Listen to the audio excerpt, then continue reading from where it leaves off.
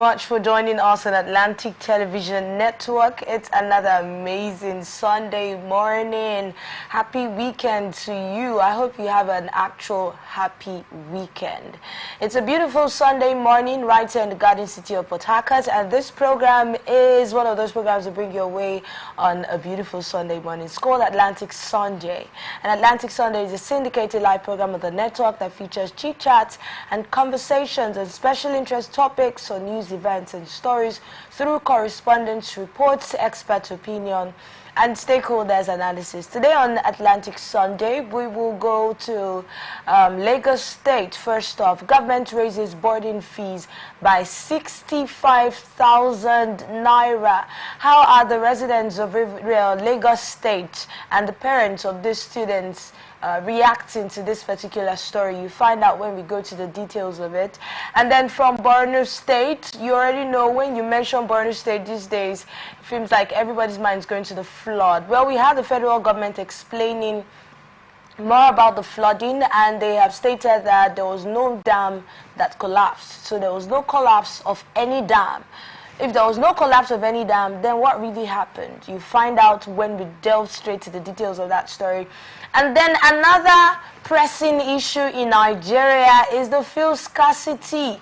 Different stories from different parastatals have been, coming up due to the fuel scarcity. Federal government, let's go back to, if you look at the details, just the heading of that story, it says federal government and Dangote reach agreement on supply. Is this good news? We'll find out more. Do we have exact details on that story? Have we been finally told what's going on between the negotiations between Dangote and the federal government? Well, on electricity, Discos received 291,380 complaints in the first quarter of 2024. This is a credible report from NERC. On refugees, Nigeria registers over 23,000 asylum seekers.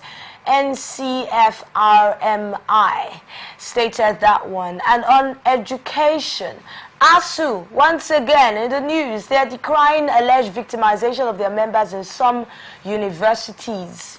And then on cultism, Uniport confirms arrest of students involved in clash.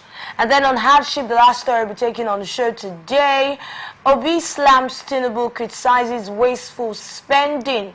Okay, we'll go on a short break. After that, I'll introduce my amiable guest in the studio and straight up to the details of the story. Please stay with us.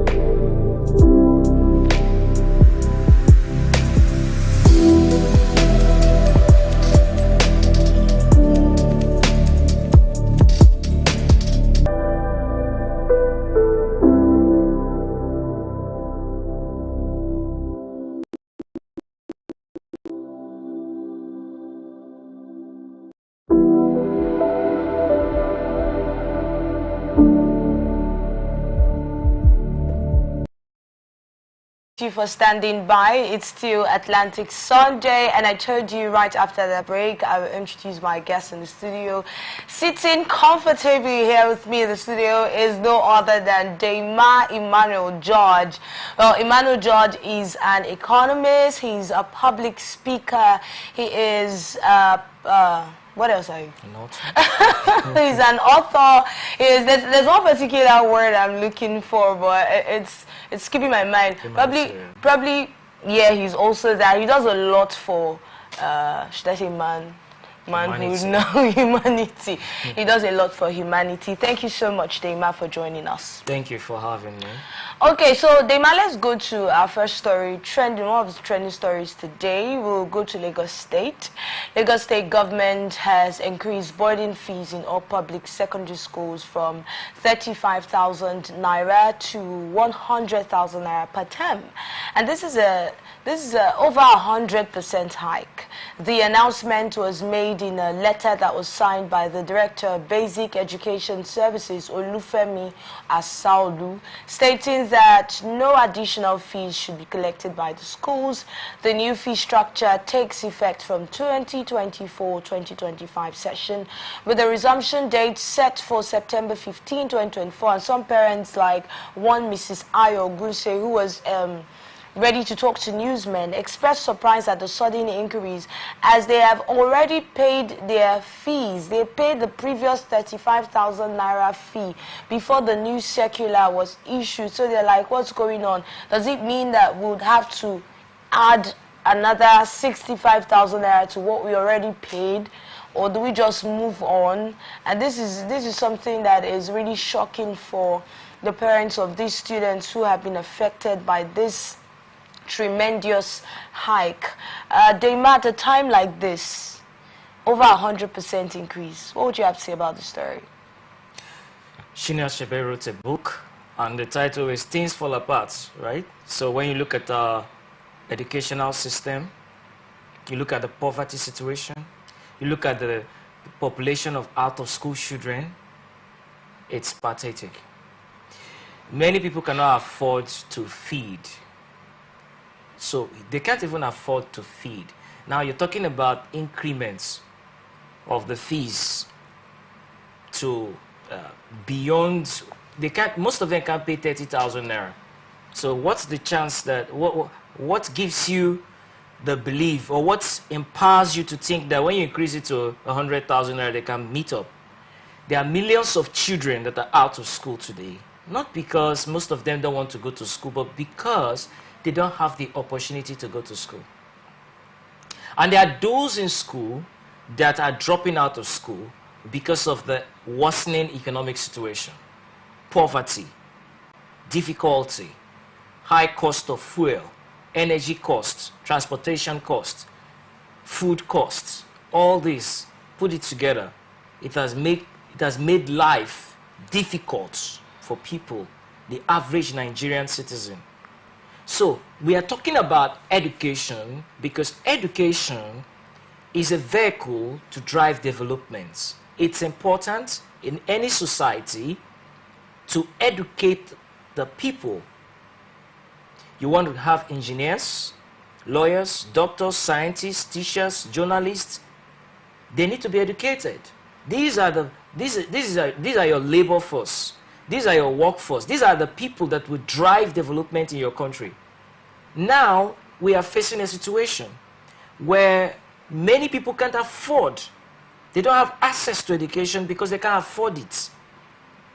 So it's the responsibility of the government to understand that providing education for the people, accessible education, is paramount. It's a prerequisite. Is necessary, is very important for the people, for the nation, for our growth, for our development, for that child on the streets who can't go to school. And now it's the government that's actually increasing these fees. That's why I'm saying that the government needs to realize that a Nigerian child that is not educated is a Nigerian child that has been disarmed of knowledge. Knowledge is an instrument that can drive change. If you're not knowledgeable about something, how can you drive change? You know, there's a popular quote that when the purpose of a thing is not known, abuse is inevitable. So when you don't have an understanding of something, you tend to abuse it. When you don't educate the child, you are not building that child. You're not building the society. If you fail to educate your child, you are failing not just the child, you are failing a generation. You are failing the nation. Many parents today are finding it difficult to feed. They can't afford to eat or have healthy meals. And how can they pay for tuition fees, rent, cost of fuel, and all that? Are you saying the government should make education free in, you know, every state and every government institution? Many of our leaders today, they were beneficiaries of free education. They were beneficiaries of free education. They benefited from it. They benefited from the scholarship or other opportunities that governments in the past created. So why not do the same for the children today? Why not make it... Look at the Western societies that we sent, many of them send their kids to study. Most of them have made education accessible to the poor. They have a lot of scholarship opportunities. And many of our, many Nigerian students are even beneficiaries. True. I was reading a story of a young Nigerian. For many years he has been suffering in Nigeria, and he had an opportunity to get, he had a scholarship. You know, this is a brilliant, talented Nigerian. And when he got to the United States, where he got the scholarship, he wrote, he said, they treated him like a king. Meanwhile, in his own country, they didn't recognize his worth. They didn't recognize his talent. They didn't recognize his brain. And he is willing to give all he has for the country that is already developed. He wants to add to their developments. That's how we keep losing our best. We keep losing our best brains. Our doctors, our lawyers, our engineers, our scientists, they are all migrating. Why? The environment must be conducive for growth and learning. The environment must be conducive for the education to grow. But you know, they didn't just get to increase the fees to 100,000 naira.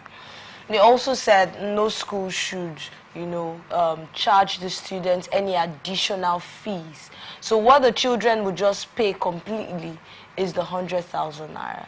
It's easy to say. How many people can pay 100,000 naira fees, tuition for their child? And another question that would come up from that is, if the parents were paying 35,000 naira, imagine people who were paying 35,000 naira for school fees. There are more expensive schools who it might even be better than that.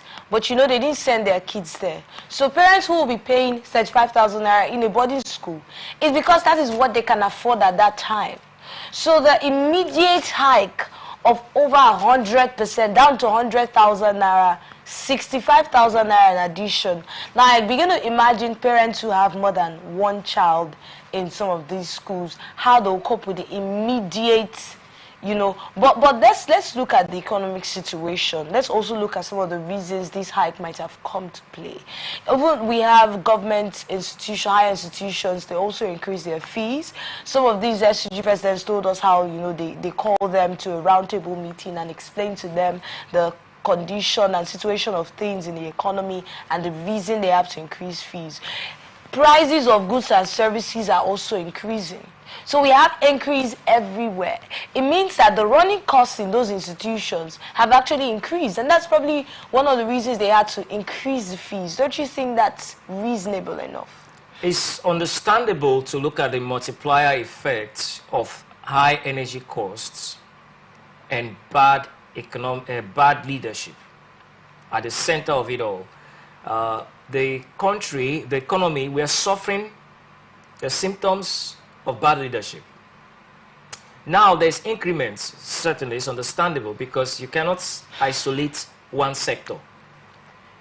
You go to you buy fuel, and you're spending a lot, energy cost, everything, there will be increments, there is inflation, and there's so much of difficulty.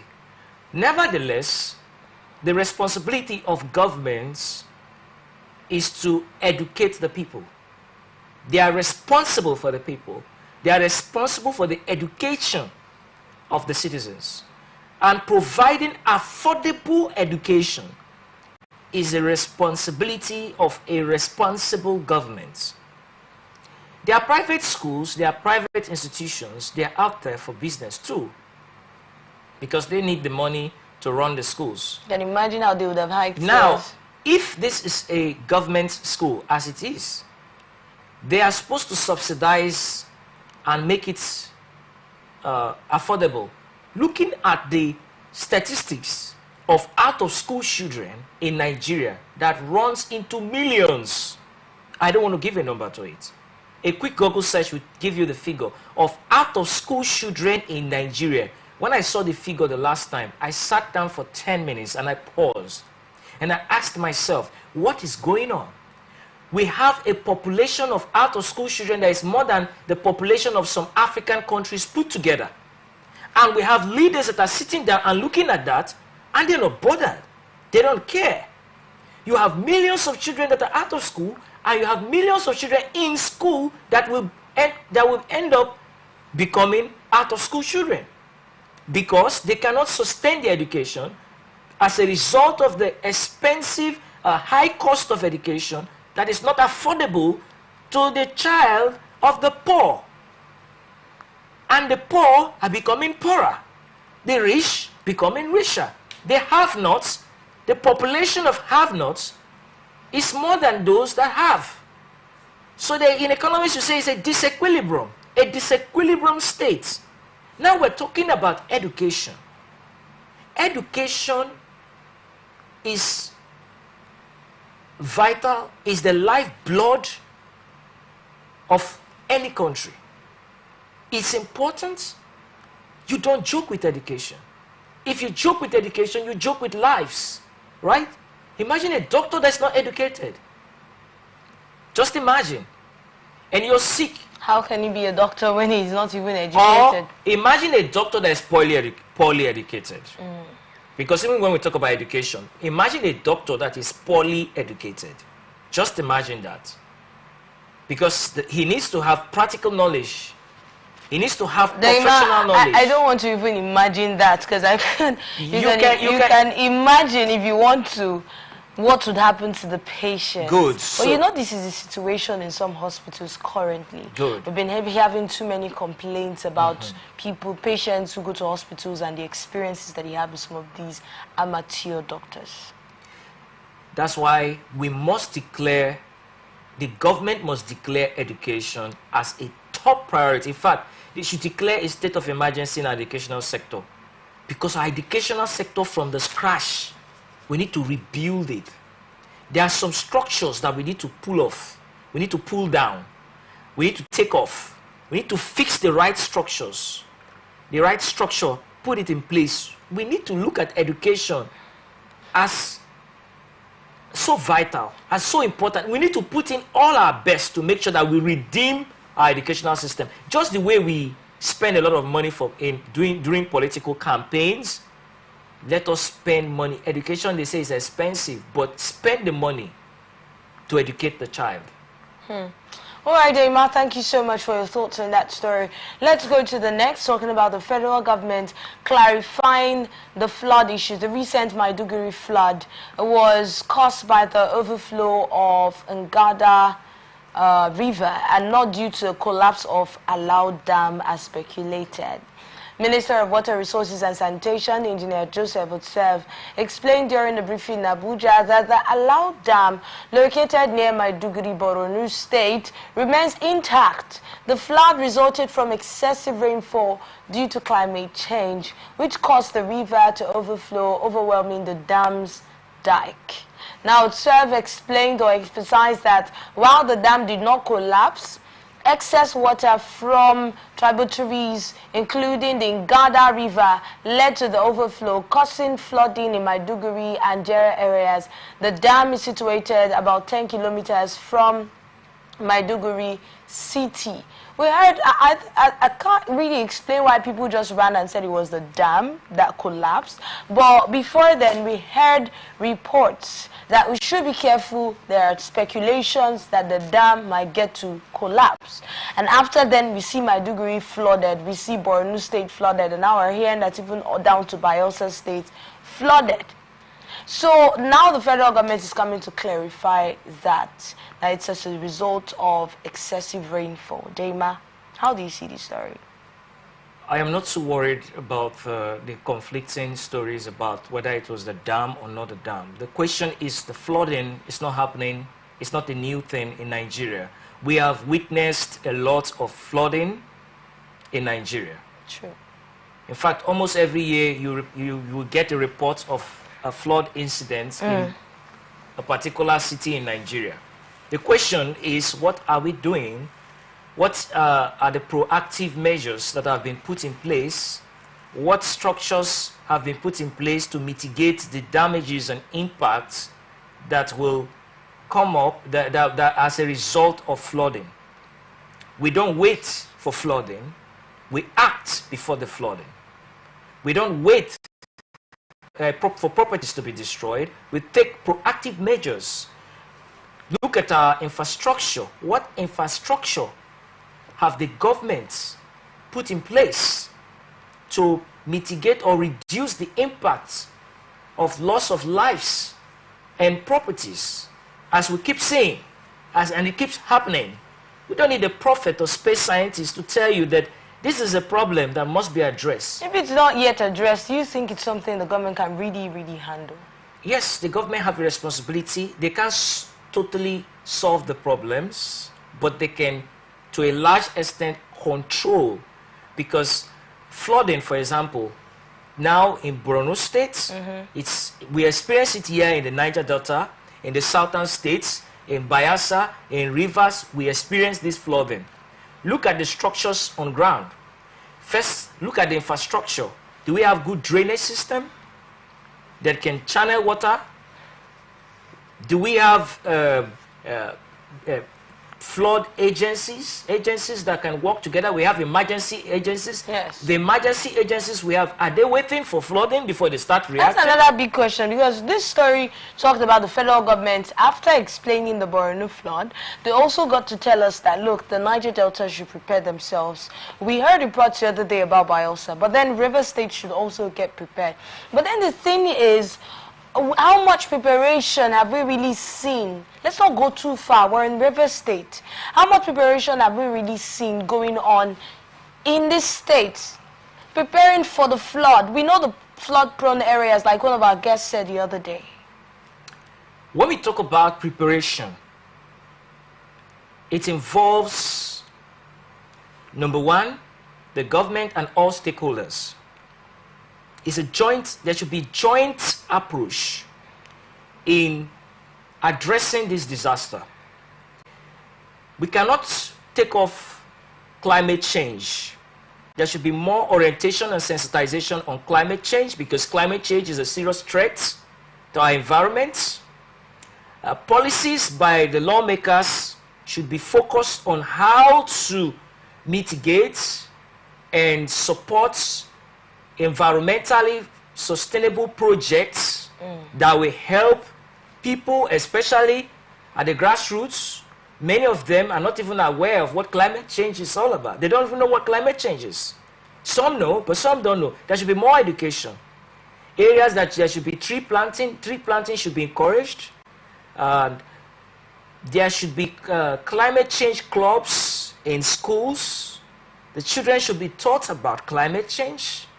There should be more orientation in our rural areas, in our town halls, in our villages. The chiefs, the traditional rulers, community leaders, they should be working together with the Ministry of Environment to spread this message, pass this information across, dissemination of this information, communication, passing out the campaigns on climate change, on environmentally friendly programs, on tree planting. The children in schools should be taught. In the universities, there should be clubs. These are how you prepare. You don't sit down and wait for the next floods. You stand up, or you want to sit, prepare. Because it will happen. And it keeps happening. And insanity is doing the same thing over and over again and expecting a new result. You don't keep applying the same medication that's not working. You try something new. We're over looking at immediate measures now. Because even if we act now, it's more like, besides being proactive, I don't know if I'm going to call that proactivity anymore. It's going to look more like a reaction, right? But then, how are we even reacting to this? We've heard before the Borno flood. We've heard about the flooding coming all the way to River State. We've been told before time to prepare ourselves that this might happen in River State also. And now it's in Borno, down to Bayelsa.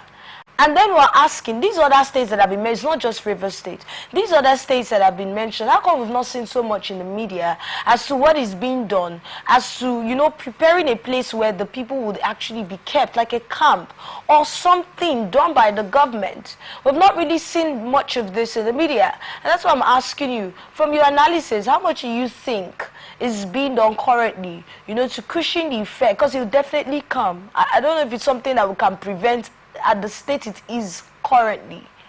So how much have we really done to like put things in place to make sure that we don't have loss of lives and property as much as it would be when there's no preparation? I'm not furnished with all the ideas with what the government is doing to prevent or mitigate or reduce the impacts of what flooding can cause. But what I can say is that it's not too, I can't score them high. The government, especially the state governments, should immediately have a stakeholders conference on flooding and the impact of climate change. They should not wait until Port Harcourt is flooded, businesses destroyed, lives lost, and properties destroyed. They should take a step. They should take a stand. They should act.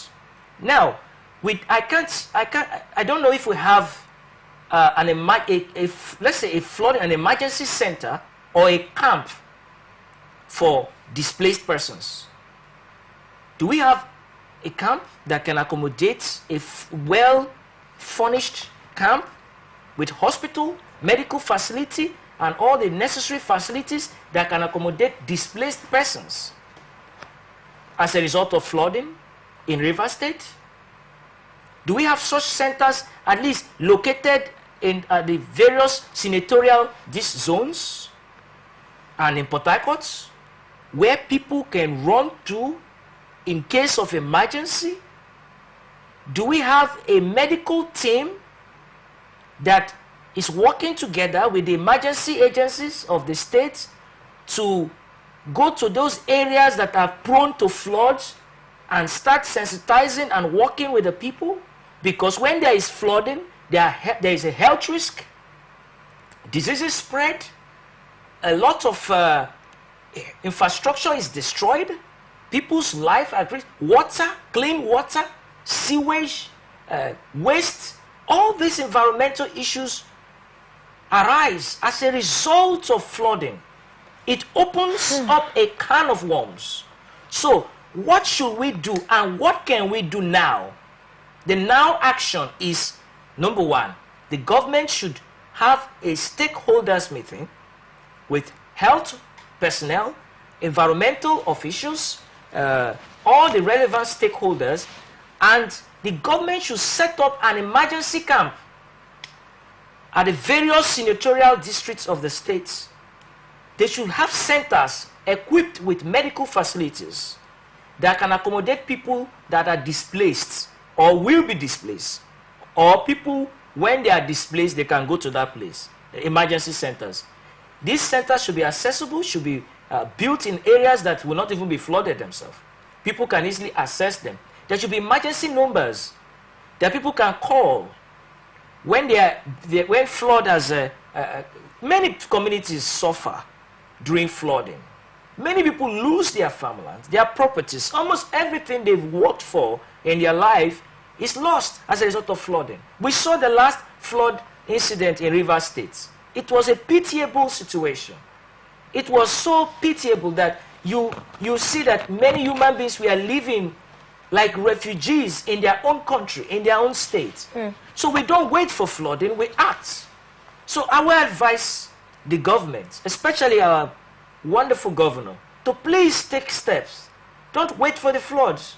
The commissioners, the members in the House of Assembly, the politicians, political leaders, let us start acting now to prevent the lives and properties that will be lost as a result of flooding. We can't stop it entirely, but we can, to a large extent, mitigate, manage, control, coordinate, regulate, and not allow it to skyrocket to a point where we are just helpless. That's why God has given us wisdom, common sense, to think outside the box.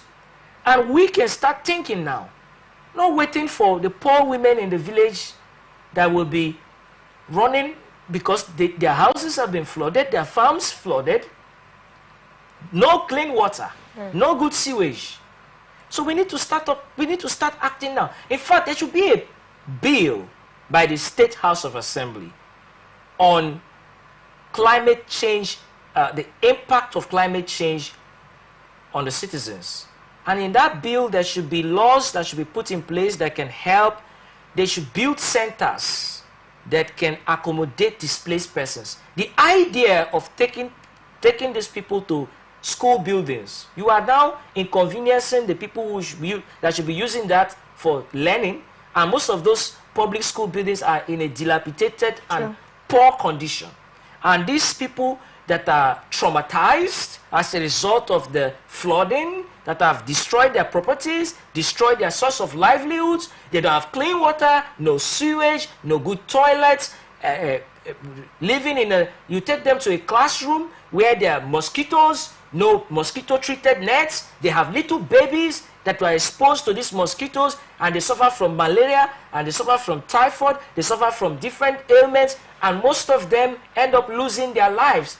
Some escape the flood, they don't escape malaria, they don't escape disease, they die as a result of that. Look at the little children.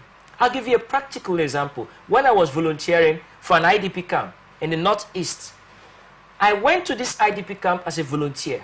And what I saw in that IDP camp, I stood for some time, and I asked myself, this is man's inhumanity to man. Human beings living in a pitiable situation, in squalor.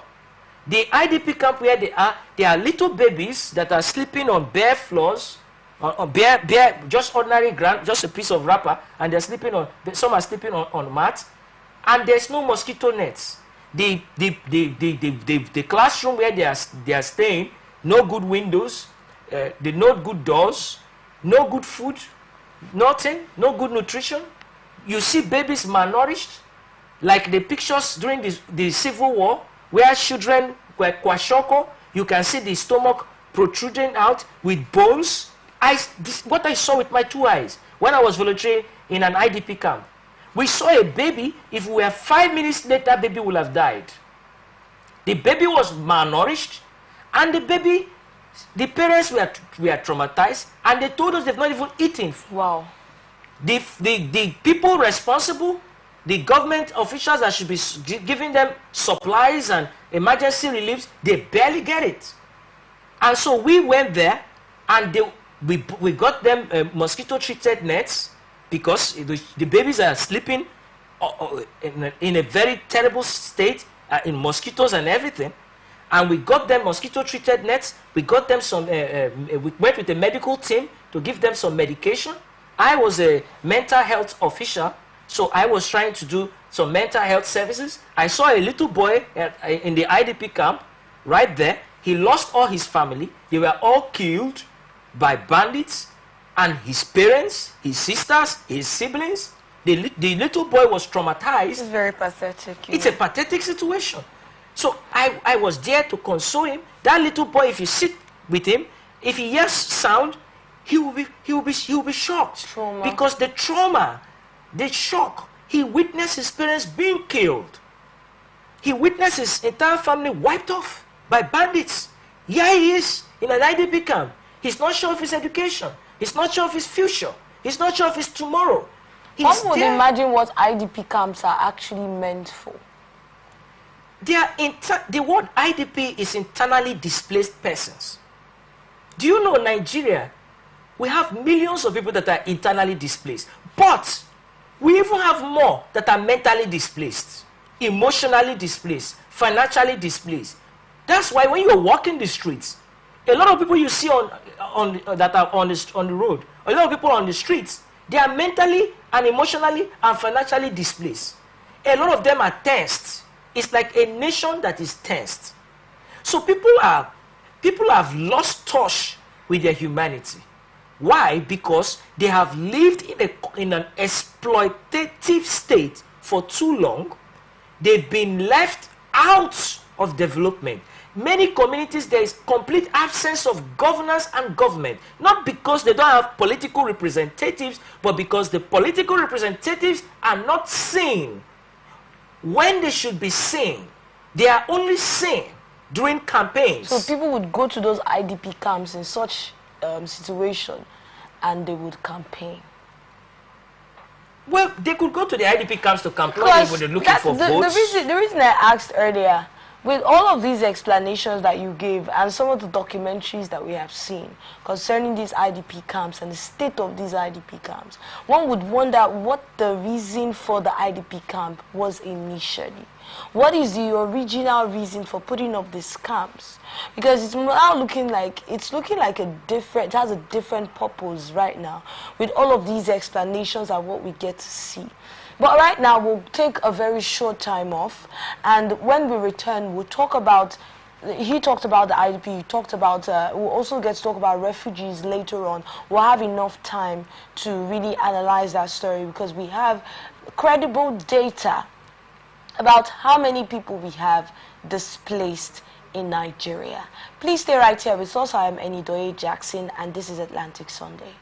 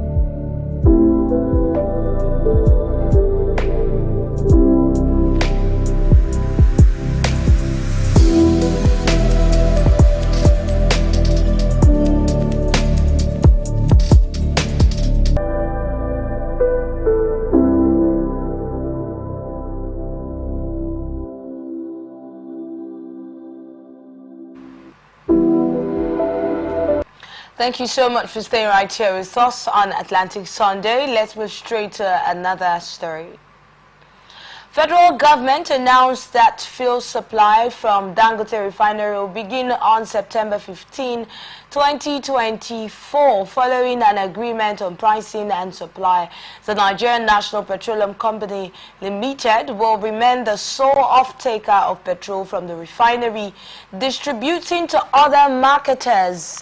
Zak Adedeji, chairman of the Federal Inland Revenue Service and the member of the Presidential Committee on the Sale of Crude Oil and Refined Products, revealed that NNPC will supply 385,000 barrels of crude oil to the Dangote refinery starting October 1st, 2024, and in return, the refinery will provide petrol and diesel for the domestic market, all paid for in Naira.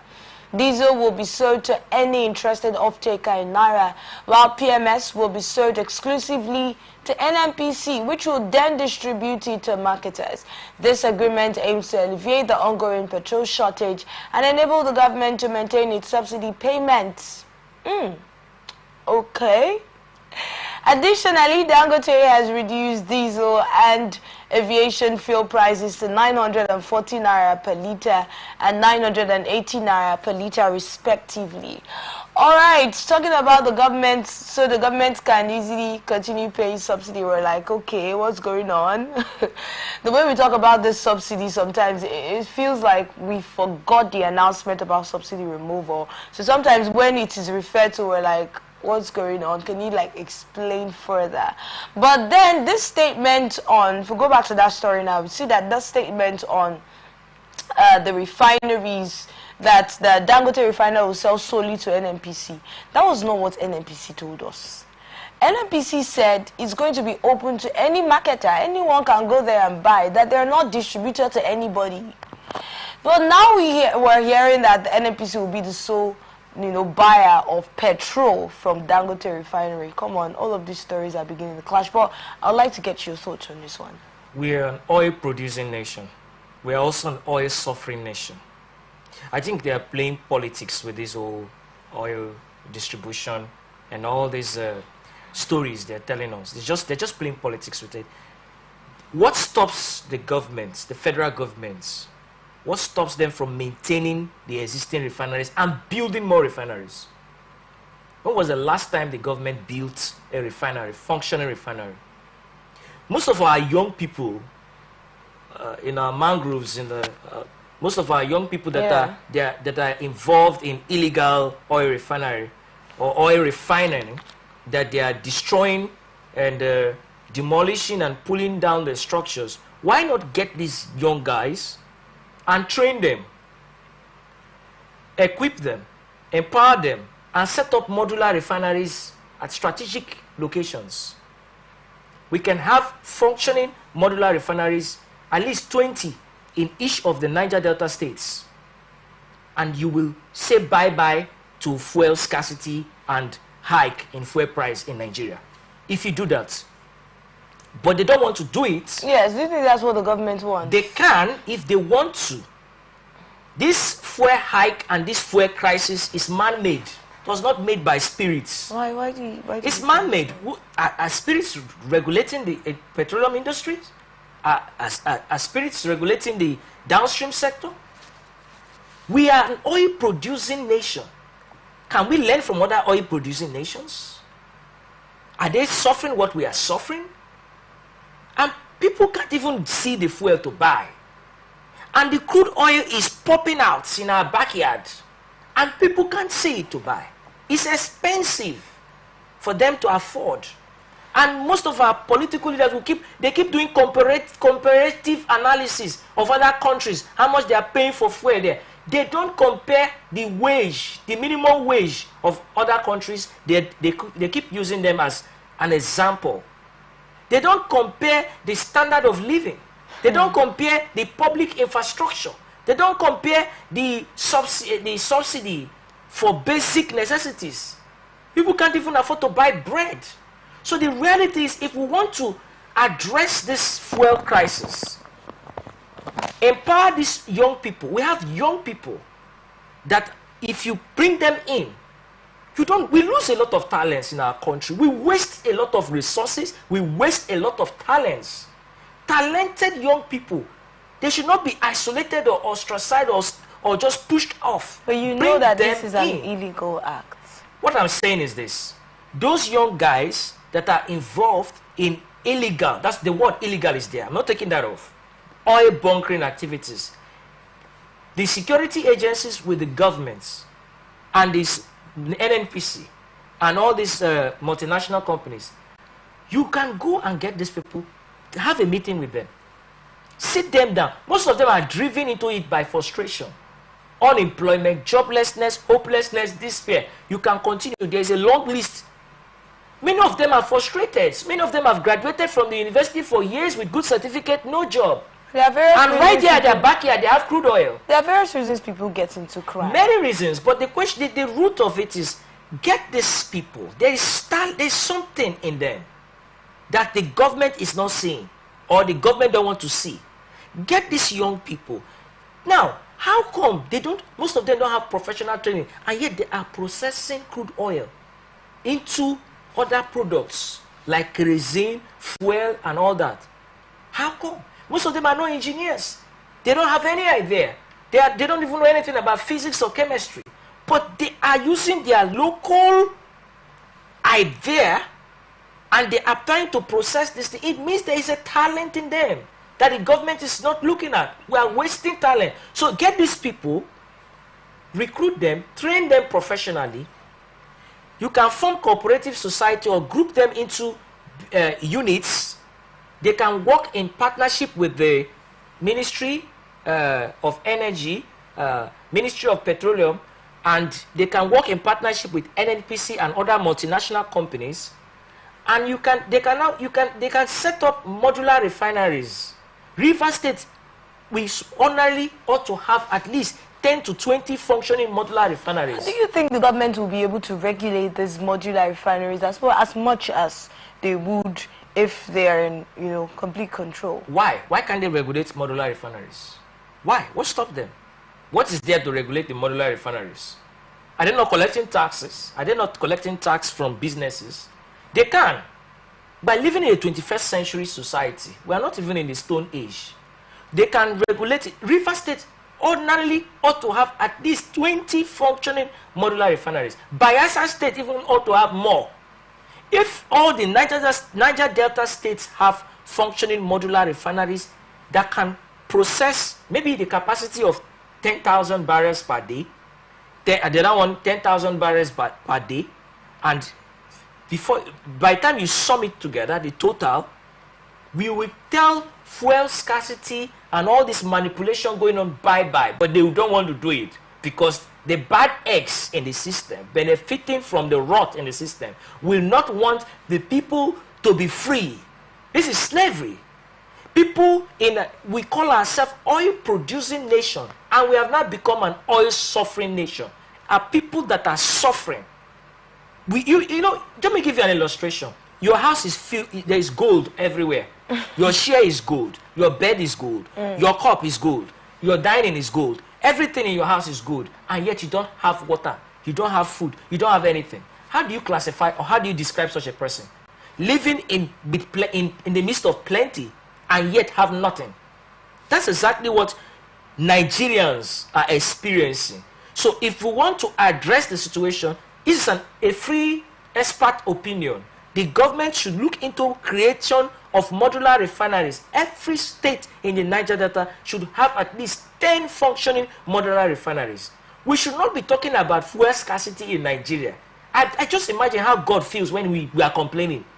You'll be looking at these people. Look at the people that are blessed with crude oil everywhere. Crude oil in the Niger Delta. You go to my community, you see crude oil. Crude oil. Even our rivers are polluted with oil spillage. Oil. And yet these people don't have. God will be asking and wondering, what is wrong with these people? So are you saying the government should make it open for private individuals to set up modular refineries? Or you're saying it should be government owned? They can make it open and easy.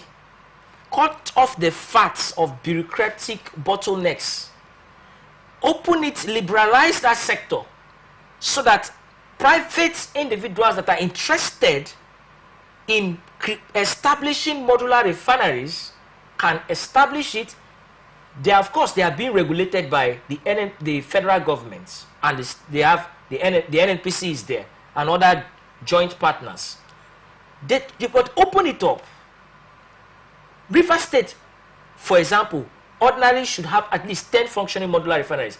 If you're looking for people to employ, those young men that they are destroying their oil, in the name of oil bunkering and illegal oil activities, they're even polluting the environment, destroying our marine habitat, destroying our sea animals, destroying our tourism potentials, damaging and causing environmental abuse. Because when I was growing up in my island community, when you go to the water side, you will see all these sea animal, periwinkles, oysters, all these seafoods rich in calcium. You see it. You can sit on the, you can go to the river bank. You see all those things that God has blessed us with, that our ancestors have been eating for years and centuries. Now, go. Even the smell and the stench from the water side, you will run away. You will run for your life, because oil spillage have polluted everything. And we are not people that have this conservation culture to conserve things. Now, with the kind of hunger that is in the country, if people see any fish, anything they see, they will eat. Not too long ago, there was a particular fish that was, I think it's in River State, that they said it was worth some millions of dollars. That the people went and killed that dolphin, that particular fish. It's almost becoming extinct. It's a very rare species that if we have a government that is thinking outside the box, they can get some conservation, and we can be getting foreign tourism. People will travel from other countries, they want to see that particular, and it will be earning, it will be a revenue earner for the government. But the locals, what do they know? They are hungry. You're telling a hungry man to conserve when he has not been conserved. He will not listen to you. They kill the fish only if they know that that fish is worth millions of dollars. You know, if we say that the government should put up modular refineries, what is going to be the difference between the way those refineries will be managed and the way our current refineries are being managed? The difference would be leadership, number one. Good leadership. If you are liberalizing or opening up the sector for modular refineries to come in, take off those corrupt practices that have impeded and stalled and disrupted the growth and development of the oil and gas industry. There should be, the regulations should be there, monitoring should be there, ensure that people do the right thing, enforce the laws, that people do what is right. And if you follow up properly, they will do what is right. It's not rocket science. Most people don't follow laws. They do anyhow. But if you enforce the laws, they don't have any choice but to follow the laws. If we have like 10 functioning modular refineries, get those boys, many unemployed people. We should not be crying unemployment. We have a lot of things, resources that we are not tapping into. Every part of our land is blessed. Look at countries like Japan, Singapore, Indonesia, South Korea. Most of these countries, they don't have what we have. I say every part of our land is blessed. And yet today, as I'm talking to you, there are some families that have not eaten. So what is the problem with productivity? When you are the captain of your ship is not productive. How can you be productive? When you're being led by a man that is more interested in his stomach than using his brain. You see, the human body, I'm not a physiologist. I'm not a biologist. I'm an economist. But I studied a bit of biology when I was in secondary school. The brain, they are different. The human body is made of different organs. Some people fail to use their brain. Their only interest is their stomach. But you must use your brain, because your brain must function as your stomach is functioning. If you ignore your brain and you're only thinking about your stomach, you limit the potential of your brain. And all you get is a big stomach with a brain that is not functioning. So that's why God has given us the mind for us to think. We are talking about unemployment and hunger. Why is there unemployment and why is there hunger? Okay. How can we come out of unemployment And how can we reduce hunger? We need to start using our brains. Not just our leaders, every one of us. Use your brain. Use your mind. Tap into the potential of your mind. Exercise your mind. Think outside the box. You don't need to be involved in criminality to feed. But you can use the potential. Something inside of you is an invisible crude oil that can be tapped into. An idea, a skill. That's why we always talk about education. When you educate people, you empower them to think for themselves. Education that does not empower people to think is a faulty education. All right, Jayima, thank you so much for your analysis on that story. We hope that more will be done, especially concerning the fuel scarcity that Nigerians are facing. It hasn't been easy, it hasn't been funny. And one thing we must know is that whenever we're having a big issue like that, a lot of things are going wrong. It's affecting a lot of families, sectors, and individuals. Let's move on to the next story. All right, this story is actually talking about electricity now. Nigerian Electricity Regulatory Commission, NERC, reported that electricity distribution companies, that's DISCOs, have received 291,380 complaints in the first quarter of this year alone, 2024, and this marks a 19.12% decrease from 360,145 complaints from the fourth quarter of last year. And the complaints were related to billing. Now, this is what Nigerians are complaining about: billing. That we had about 45% complaints about billing. We had about 12% complaints on metering, and then we had service interruptions of about 11.95% complaints. And NERC, so let's look at what they are complaining about: billing, metering, and other issues now. NERC's report highlighted that 95.52% of the complaints, or 278,312 cases, were resolved during the quarter. The Commission stressed its commitment to monitoring DISCO's performance and ensuring consumer satisfaction, including hosting town hall meetings in Kano and Lagos to address concerns that are related to tariff metering and customer redress mechanisms. Okay, so now looking at the problem and looking at what they said about the response to these complaints, I'd like to get your balanced analysis of that one. I wish they can bring it to Port Harcourt so that we can have a town hall. Because me too, I have a complaint. What would your complaint fall under this time? Billing darkness. You're billing people that have been kept in the dark to pay bills. What are they paying for? For the darkness? When does how come darkness, when does it become light? So the reality is that I appreciate what is it the PSCN? The NERC, their report on the DISCO's performance or activities this year. So are you saying that in your area you've not had power? With power in our area, they are opposites. What area is that?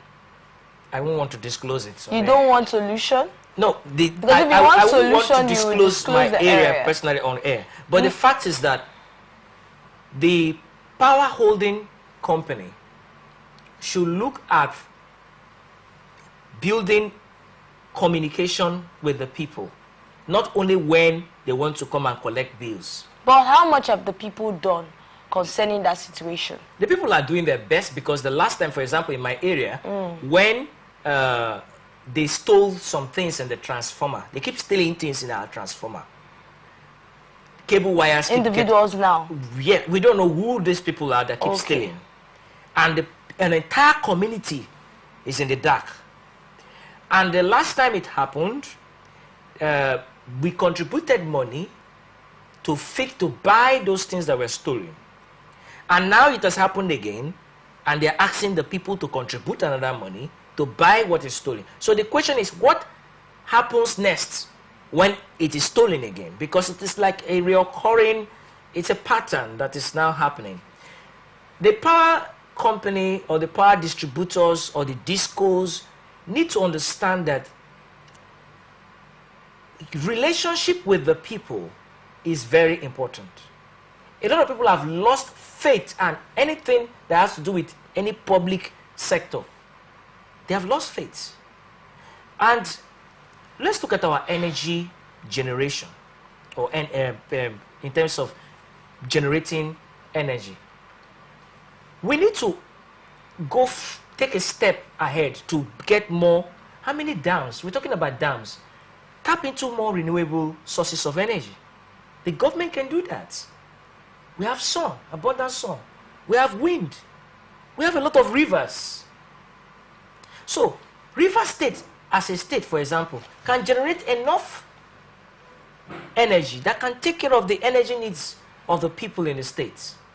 So, we have to look at it, legislations that will help to ensure that all the bottlenecks that is hampering or hindering this energy is dealt with. We should be an energy sufficient country. We should be energy sufficient. We should generate energy that can take care of our needs. So the people have not seen power, right? But they have been paying the bills. But these guys, the discos now, they are aware that your area have not seen power, but they've been coming for bills. They do come for bills. And the people have been paying I don't know if the people are paying them. But you're not paying. I can't pay that for darkness. That's why I'm telling you that light and darkness, these two things, they have nothing in common. They have nothing in common.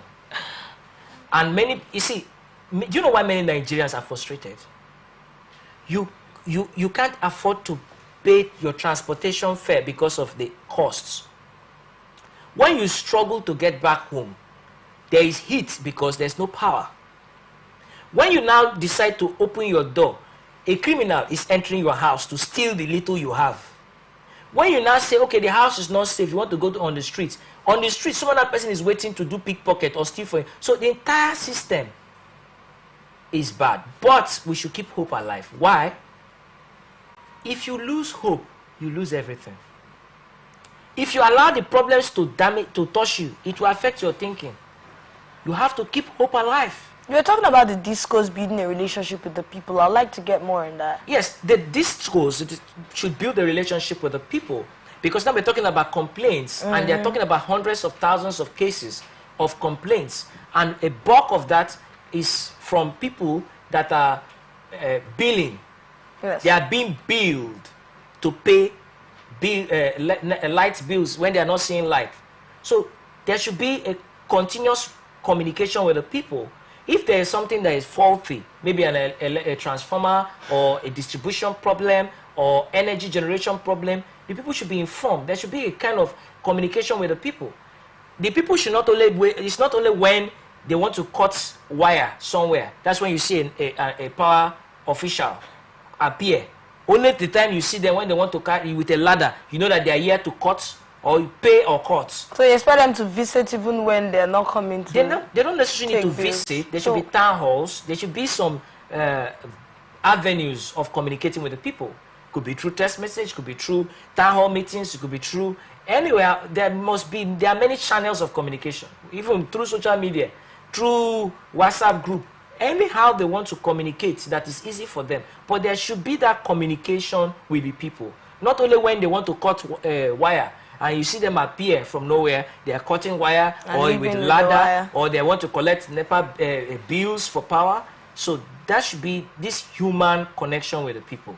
How do we make this sector more competitive? Because if we have a private sector, usually if there's so much competition, we will not have the consumer begging the owners of the company to communicate with them. In fact, as a consumer, you get tired of text messages that will be flooding your phone. So if they are acting a certain way, do you think it has anything to do with lack of competition in the business? A bit of it, but not entirely about lack of competition, because even if you have more people in, if they are all working together as a team, it's what they agree on that they will do. Right? So it's about taking off the corrupt practices that that is impacting on virtually all the sectors of our economy. So it's not so much about competition, it's so much about the practices So if you take off those corrupt practices among those distribution companies, and there is efficient distribution, efficient billing, efficiency in the system, you will have improved service delivery for the people. And customer satisfaction will be a priority to those distributors, not just the money they are going to collect. And accountability with what they are generating. Accountability. So all that, these are steps that can be taken to help enhance customer satisfaction. How do we completely, how do we carry out this overhauling you're talking about? Taking away the corrupt practices and corrupt individuals from these different sectors in Nigeria. It will be difficult. How easy would that be? But you start somewhere. You don't get to university in a day. You start from the nursery, kindergarten, to primary, to secondary, to the university. Step by step. You start somewhere. The worst thing that can happen to a man is to do nothing. That's why there is a quote I wrote. I said, the do nothing class complain about everything and do nothing about everything. So if we want to, we're looking at solution, right? Mm-hmm. This is a solution-based analysis. In a solution-based analysis, you identify the problem and you look at for possible solutions that can match the problems.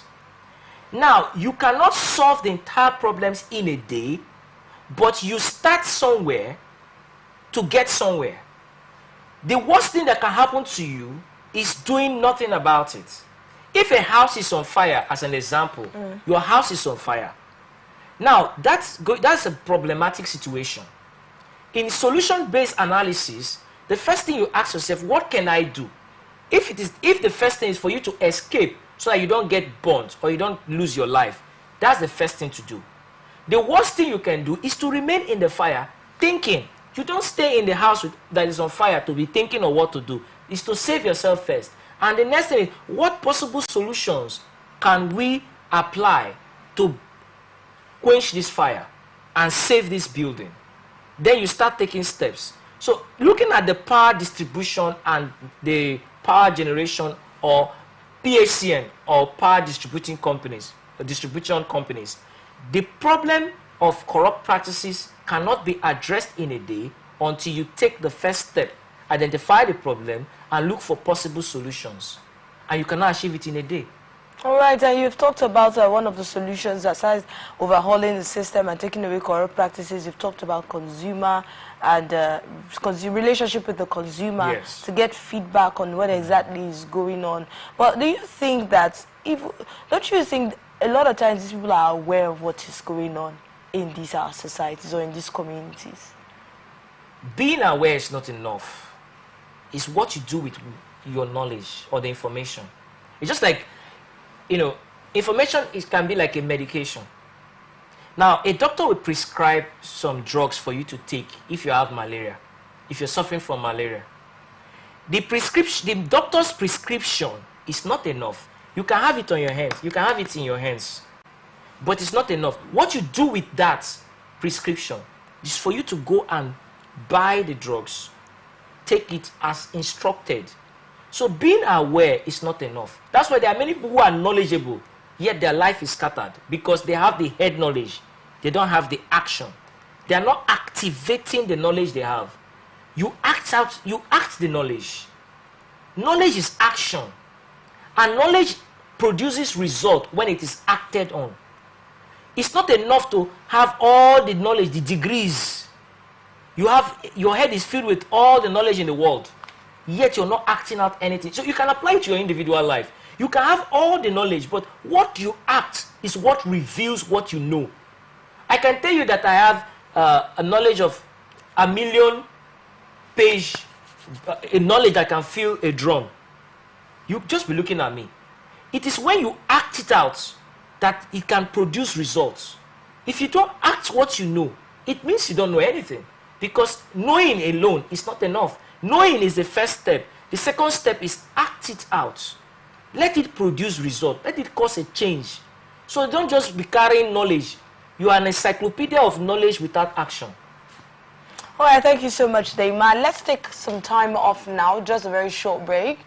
And then when we return, we'll delve straight to the next story. I told you we'll talk about some refugees, we'll talk about the IDP camps in Nigeria, and what the statistics have shown currently. Please stay right here with us on Atlantic Sunday.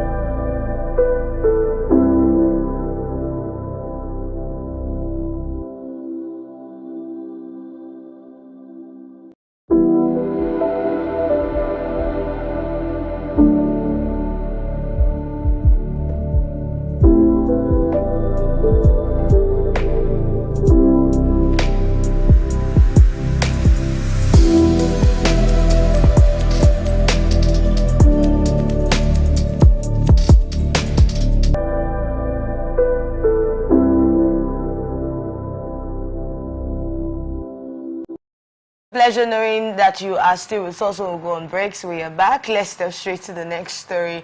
I already gave you a hint on this story before that break. Nigeria has registered 23,465 asylum seekers, primarily children, as of July 2024, according to the United Nations Human Rights Council.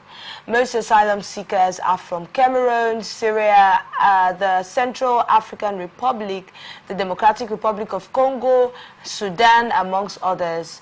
The National Commission for Refugees, Migrants, and Internally Displaced Persons reported that 15,908 asylum seekers are from Cameroon.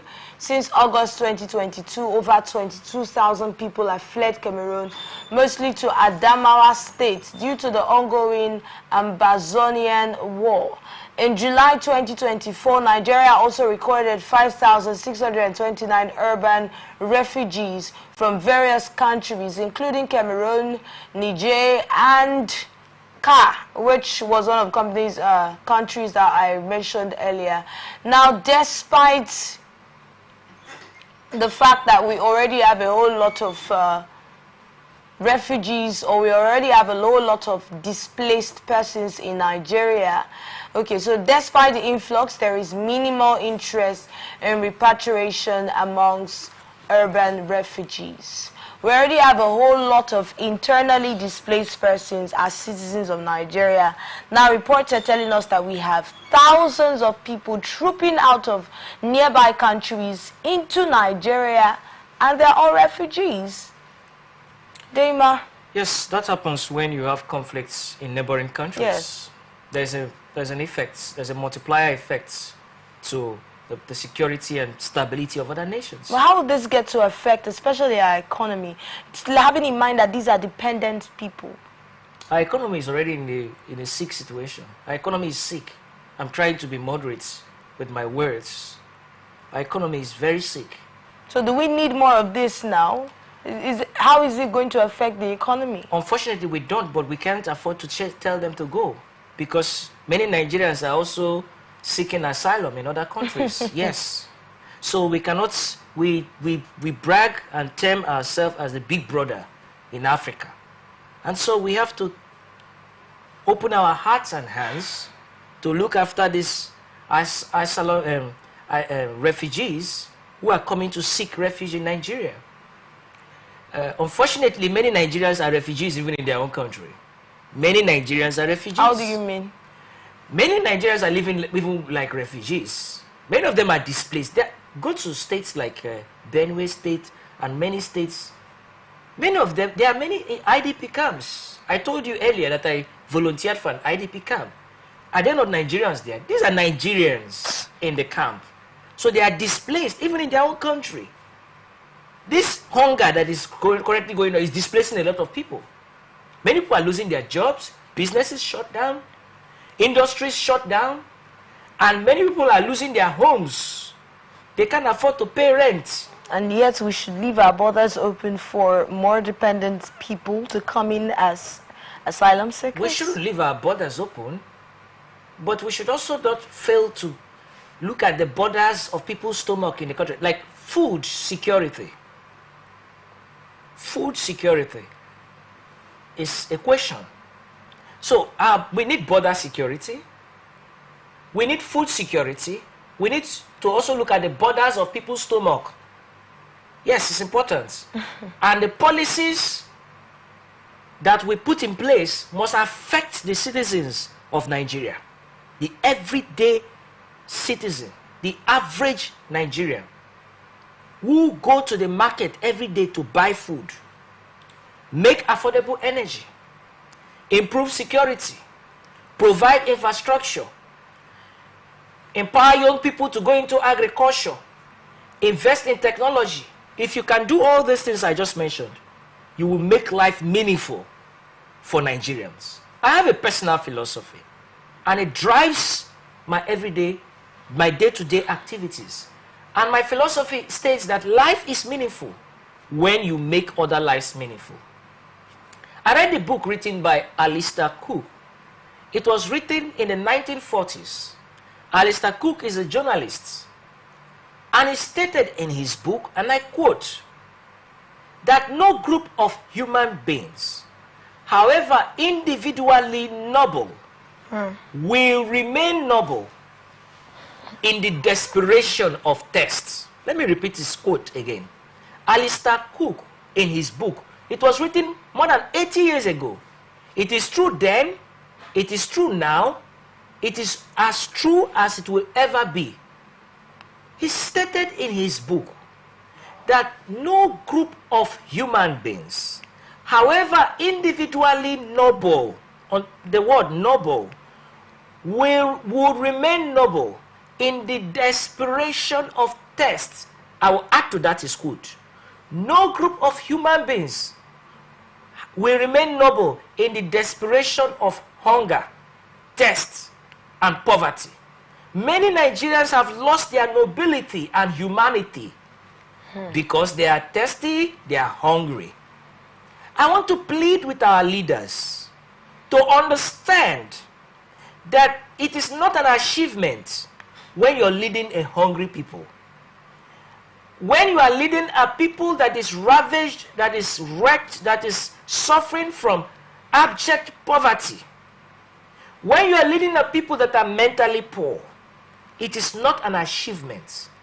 There is no crown, there is no glory, there is no glorification in the midst of poverty.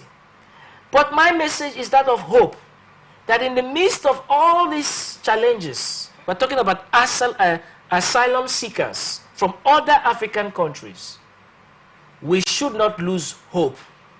Hope is that invisible capital. Hope is that force, is that strength, is that garment that will help you to stand strong, no matter the situation. Thank you so much, Deima. But then let's look at Kano zone of the Academic Staff Union of Universities. Let's go to education. The Kano zone of the Academic Staff Union of Universities, ASU Kano zone, has raised concerns over the alleged victimization of its members in various universities within the zone.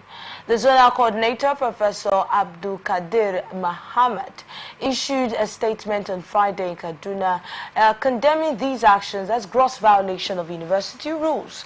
And he highlighted that ASU members are facing intimidation, harassment, and dehumanization for advocating adherence to due process and university regulations. He identified Kogi State University, Lagos State University, that is KSU, LASU, Ebonyi State University, EPSU, Ambrisali University, AU, Federal University of Technology, Owerri, that's FUTO, and Chukwuemeka Odumegu Ojukwu University as institutions where such victimization is prevalent. And he said at KSU, 120 ASU members have reportedly been unjustly dismissed over the past 7 years for demanding better working conditions and salaries. Despite seeking legal recourse, the court ruled in favor of the university, leaving ASU deeply disturbed by the perceived injustice. Now, Mohammed affirmed that the union would continue to pursue legal avenues to secure the reinstatement of the dismissed members. It's beautiful that they're pursuing legal avenues, but then of our 120 staff members relieved in 7 years, what do you make of that? I don't support injustice in any form, in any kind. Injustice is not good, it's not right. But that harassment, the ASU, they are complaining that their members are being harassed and they are facing injustice. It's familiar to many students in our universities who are harassed as well. You just have to go there. Yes, I have to. See, I don't support any form of... The reality is that harassment, if you're not the one being harassed, you won't understand how it feels like. But many students too, I hope they also apply justice, or they also dispense or give justice to those who are victimized in our schools. Many students are harassed as well. intimidated. There are some lecturers that are like idols in our university campuses. They treat some students, they treat some students, they treat them like trash, piece of trash. They are like lords. Imagine when a lecturer is telling a student that without me you're not going to graduate in this university. Is that what education? With so much confidence. With so much confidence, impunity, lawlessness, pride, ego, and all you can think about. A man that is breathing like you is telling you that without him, you will not graduate in the university. Then it looks like you have had such an experience. I don't want to talk about myself. I don't want to make mine personal. But the issue is that our universities, there is need for reforms. All these excesses and lawlessness and corruption and abuse should be, until we pull it out, we cannot have a sound educational system. So it doesn't matter who is being meted out on. That's why I said I don't support injustice. Injustice to anyone. There should be fairness, whether it is a lecturer that is being harassed, or a student that is being harassed, or ASU members being harassed, or being unlawfully they take their job, they lose their jobs as a result of injustice. Injustice generally across board should be condemned. But just as they are seeking justice, they should also apply justice to others. You want justice, give justice. You want fairness, give fairness. You want respect, give respect. You don't want to be harassed, don't harass others. Don't oppress others because you are a professor and you're a lecturer. Could it be because these students are not, making enough reports about what is going on with the lecturers and themselves? Who are you going to report to? Are there no provisions in our university what to make if you are reports? reporting to the person who is even the major perpetrator? Who are you going to report to? There are many students, as I'm speaking to you, they've been frustrated out of school as a result of this harassment. Some of harassment, sexual harassment, all forms of harassment, emotional harassment, all kind of harassment. We don't need all this kind of thing. These are not the things that we should be seeing in our educational system. Educational system should be centers of excellence that should challenge people to think, brainstorm. There's so much problems in our society. The students should go into the school and should be given an opportunity to think and brainstorm, not to be harassed, not to be sexually harassed by a lecturer. Some of them are married, but they want to go through everything they see. You should be experimenting with samples, not experimenting with the bodies of the students. So if we want to reform our educational system, we should take off all these bad eggs that are denting the educational system, messing up the educational system. In the case of ASU, that they are complaining about the harassment and all that, I empathize with them, and I hope that they get justice. They should know Nigeria should go through such an experience of harassment or injustice. All right, we have two more stories within a short time. The university, we're still on education now, but we're going straight to Uniport. The University of Port Harcourt has confirmed the arrest of several students by the Rivers State Police Command following a suspected cold clash on Wednesday. But however, the university has denied reports of any student fatalities during the incident. Dr. Sam Benu, head of the Information Publications and Public Relations, stated that the university swiftly intervened to restore order and clarified that no student was killed or injured, despite some inaccurate media reports. The arrested students are being interrogated at the Nigeria Police Force headquarters in Port Harcourt.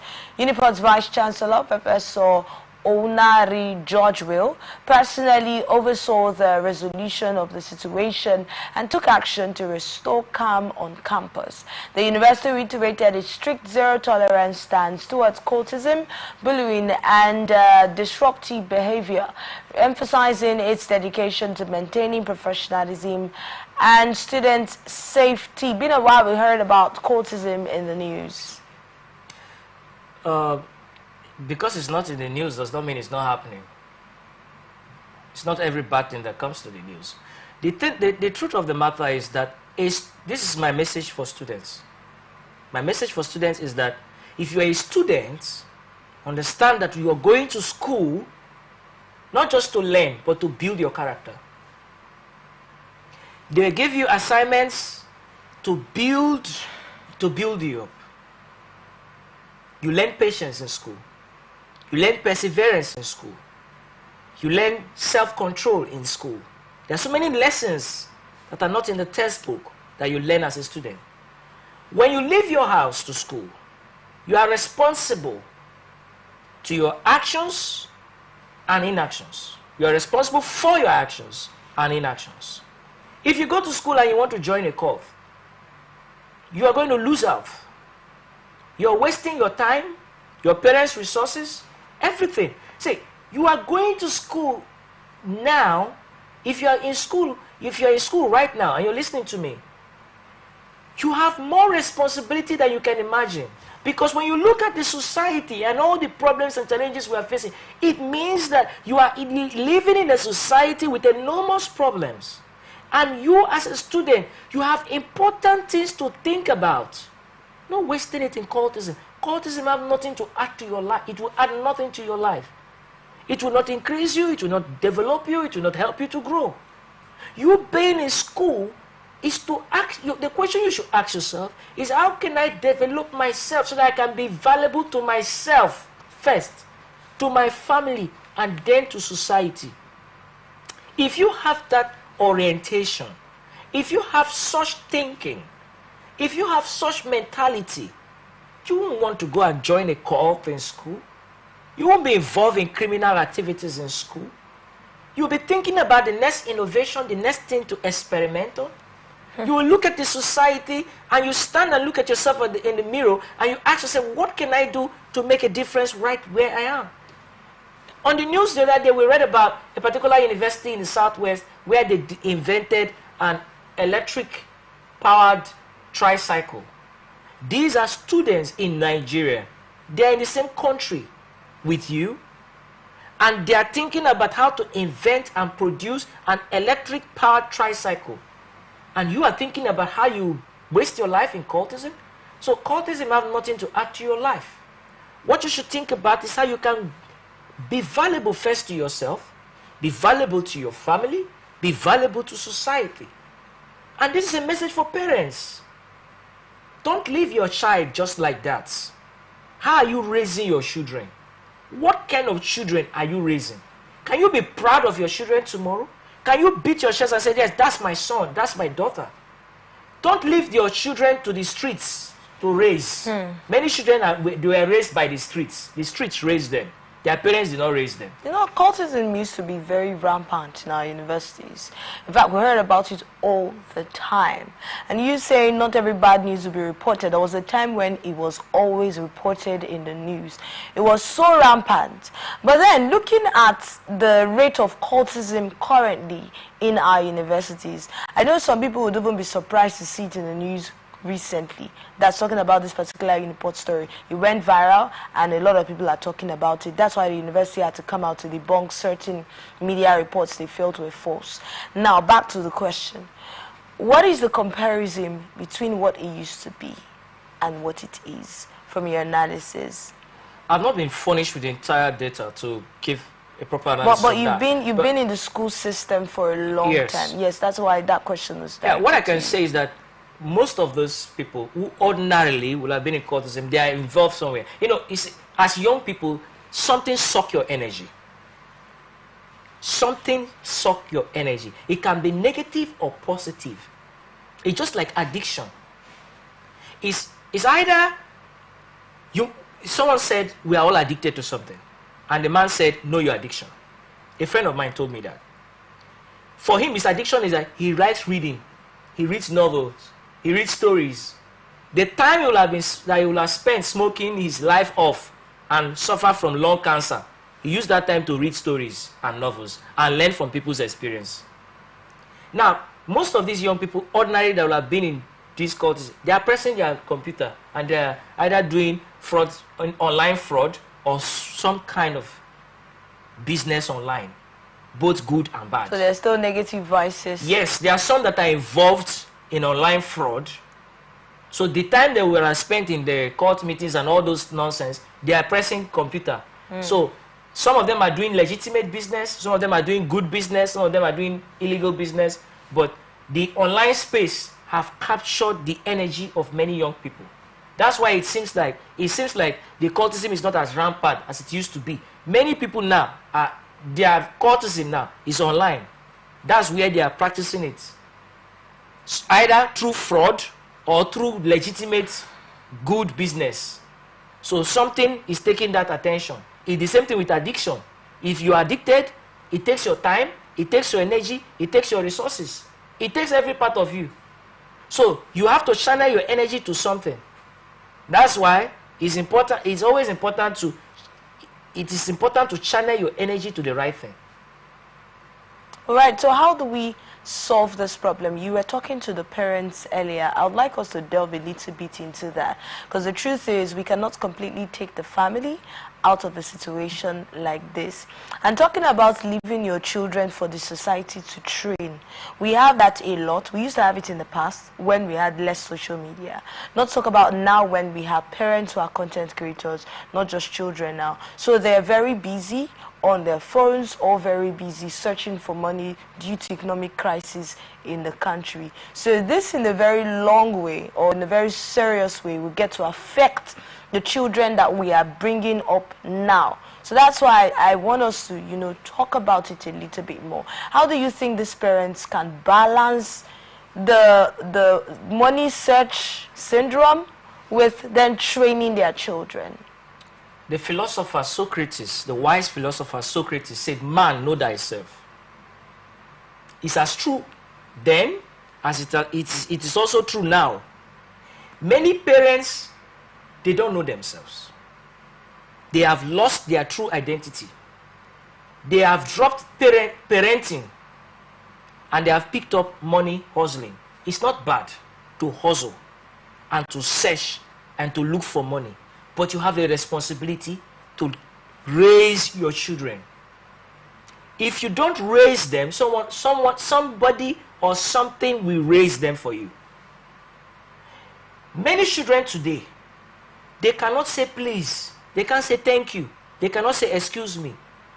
In the school that I used to teach, we call it the golden words. Yes. Please, I am sorry. Thank you. Excuse me. You teach these things to your children. These days, most children, their eyes is always fixed on the phone. You wonder what they are looking at, whether they are seeing their future inside the phone. They can never say please to you. They can never say excuse me, because they didn't learn it in the house. Their parents never taught them. You will see a child is talking to his elder. He is talking to his elder as if he's talking to his mate or his child. You are in the public transport. A child is sitting down and his elder is there standing. He will do as if nobody is there. So you would look at that child, you wonder if the child was well raised. Even their parents, their father is talking, the child is talking. When I was growing up as a child, one of the things, if you are talking when your father is talking, they will slap your mouth. They will tell you no. Listen, these days we have a lot of children that their head is bubbling up and down because they are carrying smartphone. Smartphone doesn't make you smart. We have a lot of children with smartphone and they are not smart. So the parents, our parents who are listening, you have a responsibility to raise your children. If you don't raise your children, this social media will raise your children for you. A young child of 13, 14 is already on social media. Doing what? Posting videos. Making research. We can't take technology out of it. We cannot take technology away from the children. We can't, but we can regulate and control it. Because they can be innovative with it. They can also be destructive with it. Yes. Because it's a device that That's can why we build. should not also overlook or underlook the other part, that they can be innovative with it. It can be monitored. Some of them use it to watch pornography. Hope you are aware. Most of these kids, they use their parents' phone to watch pornography. Once the dad is not there, they know the dad's code, password. They will go and use his phone and watch pornography and download all kind of nonsense movies. Some children even have phones. They are in secondary school, JS3. The child is using an expensive phone. He doesn't have 100 naira to buy a recharge card, but he's using an expensive phone. And when you meet that parent, the parent says, leave him, he's my child. Me, I didn't use phone when I was small. Let him use it. Do you know what the child is what the child is doing with that phone? Are you monitoring the child? Are you asking the child questions? The child now have been exposed to all kind of information that is polluting the mind of the child. The child no longer respects you in the house. You talk. A mother told me herself, a woman told me herself that her child that is in secondary school is using a smartphone. That when she even called the child will not listen to her. He said, I'm going to use this phone. The child have grown bigger than her. So if you fail as a parent because you are looking for money, what are you looking for the money for? You are looking for money to give yourself a better life for yourself and your children. So don't drop your responsibility as a parent. Show good example. It's not only by speech, by action. There are some parents right there in the presence of their children. The man is beating the wife. Domestic abuse, domestic violence. What are you teaching those children? Your wife is talking, you are abusing her, you are calling her foolish woman, you are calling her all kind of names. You are teaching the children that it is okay to abuse somebody. It is okay to insult somebody because actions speak louder than words. And kids learn faster with actions. And children learn more from what they see than even they hear. What they hear. They learn more from what they see. And there are some parents that are even careless. You are making love in the presence of your children. What are you teaching your parents children? Do that? Some parents do that. Your children at that young age should not be exposed to some certain things. Make sure that you watch what you say. Children don't forget. I was watching a documentary the other day. The child was, the parents, their friends came and the child was exposing all the things the mother had been saying to the woman. My mom doesn't like you because you're this. Because the daughter heard when the mom was saying it. So watch what you say to the children. Mind your language. Don't abuse people in the presence of your children. Don't even abuse people outside the presence of your children. Don't be an abusive parent. And most parents too, the way they treat their house helps. It's another story to tell. Your children, they will go to good schools. Yes, they are your responsibility. But the house help, you will treat her like a piece of rag. What are you teaching your children? Your children will be talking to the house help with no respect. You are a failed parent and you are showing bad example to your child. All right, we hope that parents will actually do better. Talking about parents, let's look at the leaders now of Nigeria. We have, you all know Peter Obi, right? The former Anambra governor and the 2023 Labour Party presidential candidate. Well, he has come up once again to criticize Bola Tinubu-led administration for wasteful spending amid Nigeria's crisis, where 38 million people face extreme hunger. Obi condemned expenditures such as $100 million for a new presidential jet, 21 billion naira for renovating the vice president's lodge, and 15 billion naira for the National Assembly clinic, stating you cannot ask people to fast while you're feasting. During an interview with newsmen, Obi urged the federal government to focus on health, education, poverty alleviation, and security, emphasizing the need for investment in agriculture to combat hunger, unemployment, and inflation. He also hinted a possible merger with opposition parties ahead of the 2027 election. So you are asking people to fast while you're feasting. These are the words of Peter Obi and his thoughts concerning some of the expenditures that have been made currently or recently in Nigeria, from the presidential jet down to the renovation of the vice president's house, down to some other things that he feels were very, very, very uncalled for. All right, Deima. In a country where millions of people go to bed hungry, the priority for the government is a presidential jet. For the president's safety. What about the safety of millions of Nigerians? What struck me is even the renovation of the vice president's lodge with billions. Please, there are millions of Nigerians that their mind has not been renovated because they don't have access to quality education. Many children are learning under the trees because they don't have classrooms. Many people are facing severe malnutrition and severe hunger, renovate their stomachs by giving them employment, create employment opportunities for them. That is what leaders do. Leaders transform, they don't distort. Leaders build, they don't pull down. All right.